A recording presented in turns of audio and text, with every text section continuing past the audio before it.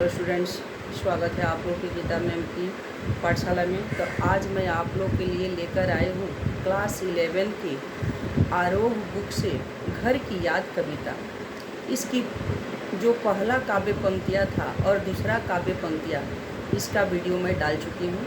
आप लोग प्लीज़ उसे देख लीजिएगा, और यदि लाइक कमेंट सब्सक्राइब नहीं किए होंगे तो उसको लाइक कमेंट और सब्सक्राइब कर लीजिएगा।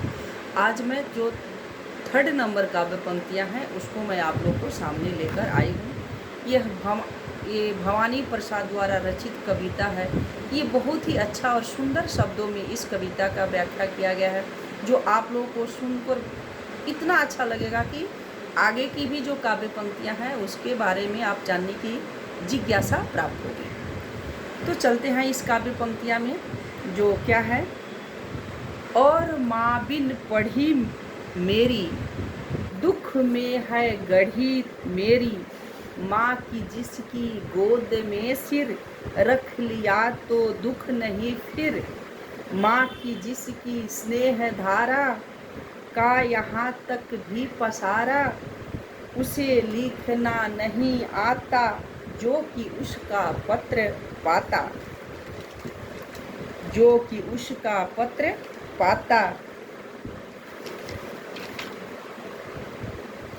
पिताजी जिनको बुढ़ापा एक क्षण भी नहीं व्यापा, जो अभी भी खिलखिलाए, मौत के आगे न हिचकें, शेर के आगे न बिचकें, बोल में भी बादल गरजता, कांस में झंझाल रजता। इस काव्य पंक्तियाँ में कवि कहते हैं कि जो भवानी प्रसाद जी है वो कहते हैं कि मेरी माँ पढ़ी लिखी नहीं है। ये कवि कब कविता लिखे हैं? जब वह प्रवास के दौरान वो जेल में बंद है, वह जेल से ये कविता लिखना शुरू करते हैं कि मेरी जो माँ है वह पढ़ी लिखी नहीं है,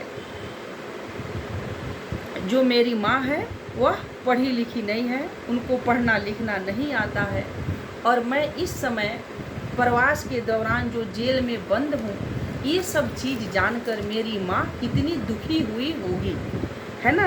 और माँ बिन पढ़ी मेरी, दुख में वह गढ़ी मेरी, माँ की जिसके गोद में सिर, रख लिया तो दुख नहीं फिर।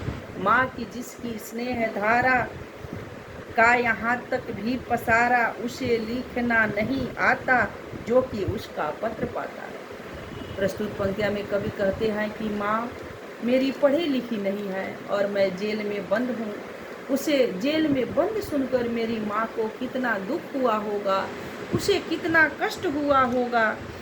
वो अपनी ममता को, अपने प्यार को हमारे सामने पढ़ी होती तो एक पत्र द्वारा भी लेकर भेजती, या अपनी जो भी दुख था, इच्छा था, प्रेम था, वो एक पत्र के द्वारा प्रकट कर मेरे तक जरूर पहुंचाने की कष्ट करती। मेरी माँ को कितना बुरा लगा होगा। मैं कारागृह में बंद हूँ, कारागृह मतलब होता है जेल, कैदी खाना।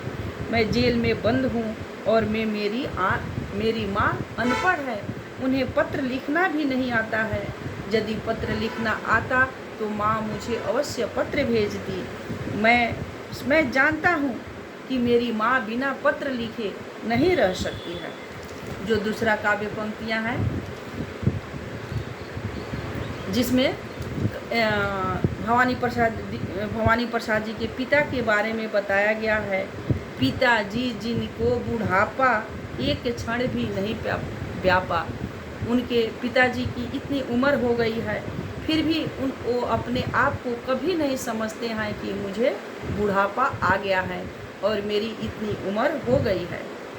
परंतु उनके मन में कभी कभी ऐसा होता है कि काश अपने बेटे से मिलकर आऊं, लेकिन मैं अभी प्रवास के दौरान जेल में बंद हूँ। वो उनको कितना कष्ट देता होगा, उन्हें कितना बुरा लगता होगा जब वो, मतलब उनके पिताजी ऐसे थे कि उनको कभी बुढ़ापा का एहसास भी नहीं हुआ। उनकी इतनी ज़्यादा उम्र हो चुकी थी, वो भी ये चीज़ नहीं समझ रहे थे। वो हमेशा कसरत करते थे, दंड करते थे। वो बाघ भी उनके सामने आ जाए तो बाघ से भी नहीं डरते थे और न कभी पीछे हटते थे। वह बाघ के सामने भी दौड़ लगाते थे अपने स्वस्थ रहने के लिए वह कसरत करते थे। हमेशा शेरों के जैसे दहाड़ते थे, हंसते थे। उनकी आवाज़ इतनी कड़क थी कि जब वो बोलते थे तो दूर दूर तक लोग को सुनाई दे देता था। उनकी आवाज़ में एक अलग ही गरज थी, जो गरज दूर दूर तक लोगों के कानों तक पहुंच जाती थी। जिस समय वो काम करने लगते हैं, ऐसा लगता है कि उनमें आंधी तूफान जैसी स्फूर्ति आ गई है, इतनी उसमें एनर्जी आ गई है, कामों को बहुत जल्दी जल्दी ख़त्म करते हैं। तो ये दूसरी जो पंक्तियां हैं, लेखक के पिताजी के बारे में बताया है। जो इसके पहले पढ़े उसमें माता जी के बारे में बताया गया है। फिर इसमें और भी है बहुत सारे काव्य पंक्तियाँ, तो ये आप लोगों को अगले वीडियो में लेकर आऊँगी। तब तक के लिए ये वीडियो कैसी लगी, और यदि इस कविता को छोड़कर यदि आप लोग दूसरा कोई भी कविता जानना चाहते हैं तो आप लोग कमेंट कीजिए, लाइक कीजिए और सब्सक्राइब करना मत भूलिए प्लीज़। तब तक के लिए अलविदा, बाय।